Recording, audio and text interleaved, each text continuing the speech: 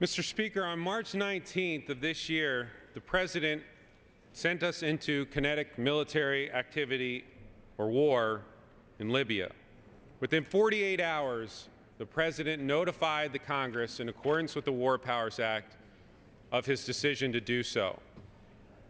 For 60 days, the President, under the War Powers Act, had the opportunity and chose not to come to this body and make the case as to why being in Libya was important. On the 60th day, he wrote a letter to this body saying that he would welcome authorization, but he's not asking for it. Time and time again on the Armed Services Committee, we were presented with speakers from the administration who would give certain updates on various matters, to which I would ask, are you here to ask authorization for ongoing activity in Libya? And the speaker witnesses would say no. After 90 days, and the President has not ceased activity or hostilities in Libya, the time has come and gone, and we've sent our indication over to the administration time and time again that we disapprove.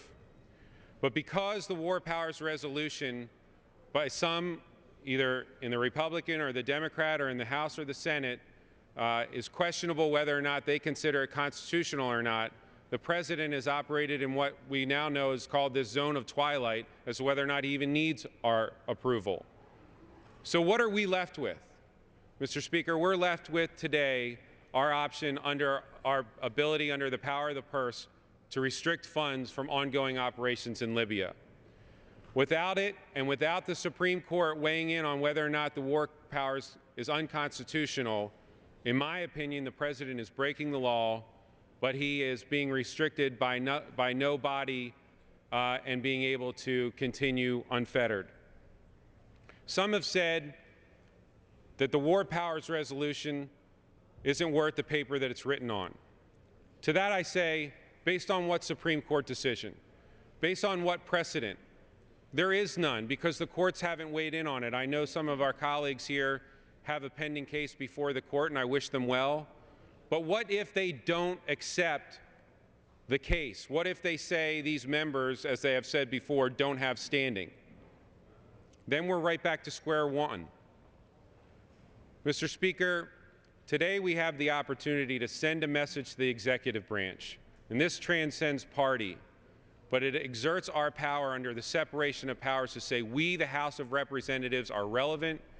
We, the House of Representatives, are exercising our ability that the Founding Fathers gave us and the ability to declare war, because they wanted us to have this deliberation, this debate that we're having here today, arguments that have been made on both sides that have been very good. Because the last thing that we want as Americans is for some president, whether it's this president or some future president, to be able to pick fights around the world without any debate from another branch of government. It's the most difficult thing we have to do as government officials, and that's send our kids into harm's way.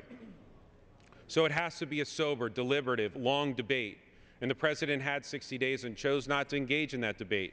So here we are today saying, if you choose not to come here and get authorization, we are going to stop it until you do. The President always has the ability in the future to come and try to get authorization for what he's doing in Libya or anywhere else. So, Mr. Speaker, I rise in support of my bill to withdraw funding from future engagement in Libya, and I reserve the balance of my time. The gentleman reserves his time.